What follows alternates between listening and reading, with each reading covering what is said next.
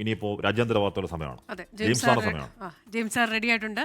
James sir, very good morning. എന്തായാലും good morning Christina, good morning Hashmi, hi.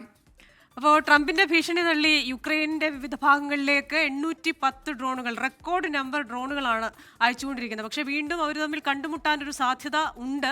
അതിനൊരു സന്നദ്ധതയൊക്കെ അറിയിച്ചിട്ടുണ്ട് Dmitry Peskov. അപ്പോൾ എന്തൊക്കെയാണ് അവിടെ സംഭവിക്കുന്നത്? ക്രിസ്റ്റീന പറഞ്ഞ പോലെ തന്നെ ഒരുപക്ഷെ യുദ്ധം തുടങ്ങിയ ശേഷമുള്ള ഏറ്റവും റെക്കോർഡ് ഡ്രോണുകളാണ് റഷ്യ അയച്ചിട്ടുള്ളത്. ട്രംപ് ഓരോ സമയവും ഈ യുദ്ധം നിർത്താൻ പറയുമ്പോൾ ഈ ഡ്രോണുകളുടെ എണ്ണം കൂട്ടിക്കൊണ്ടിരിക്കുകയാണ് വ്ളാഡിമിർ പുടിൻ.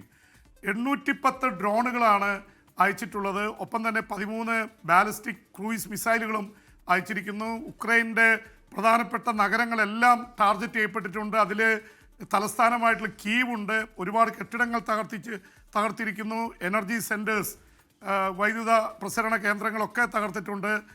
നിരവധി പേർ കൊല്ലപ്പെട്ടിട്ടുണ്ട്. അപ്പോൾ യഥാർത്ഥത്തിൽ ഈ ട്രംപ് അലാസ്കയിൽ പുടിനുമായി ഉച്ചകോടി നടത്തി ഇപ്പോൾ സെലൻസ്കിയായി സംസാരിക്കും, പ്രശ്നങ്ങളൊക്കെ തീരുമെന്ന് പറഞ്ഞിട്ട് തീരുന്നില്ല എന്ന് മാത്രമല്ല വലിയ വർദ്ധിത വീര്യത്തോടെ ഈ പുടിൻ ഉക്രൈനിൽ ആക്രമണം നടത്തിക്കൊണ്ടിരിക്കുകയാണ്. ഉക്രൈനും ഒരു പരിധിവരെ തിരിച്ചടിക്കുന്നുണ്ട്. അത് റഷ്യൻ ഉക്രൈൻ അതിർത്തികളിലാണ് ആ തിരിച്ചടി നടക്കുന്നത്. ക്രീമിയയും 2014 റഷ്യ പിടിച്ചടക്കിയ പ്രദേശമാണ് ഉക്രൈനിൽ.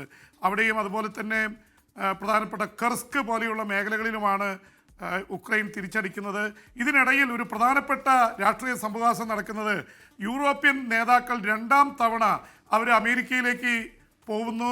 ട്രംപിനെ കണ്ട് അവർ വളരെ നിർണായകമായ ചർച്ച നടത്താൻ പോകുന്നു. റഷ്യ ചർച്ചയ്ക്ക് തയ്യാറാവുന്നില്ല. അലാസ്കയുടെ മീറ്റിങ്ങുകളിലെ കാര്യങ്ങൾ മുഴുവൻ ലംഘിച്ചു. അതുകൊണ്ട് 2ാം ഘട്ട ഉപരോധം ഏർപ്പെടുത്തണം റഷ്യക്കെതിരെ എന്നുള്ളതാണ് വാദം.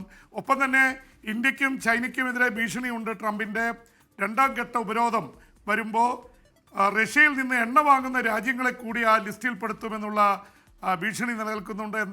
ഇന്ത്യയും ആകാംക്ഷയോടെയാണ് വീക്ഷിക്കുന്നത്. അപ്പോൾ റഷ്യയുമായി അമേരിക്കയുടെ ബന്ധം കൂടുതൽ വഷളാവും തോറും ഇന്ത്യക്കെതിരെയുള്ള നടപടികളും രൂക്ഷമാവാൻ ഒരു ഭാഗത്ത് പറയുന്നു. മറുഭാഗത്താണെങ്കിൽ ഇന്ത്യ ഞങ്ങളുടെ നല്ല സുഹൃത്താണ്, സവിശേഷ ബന്ധമാണെന്നൊക്കെ ട്രംപ് പറയുന്നു.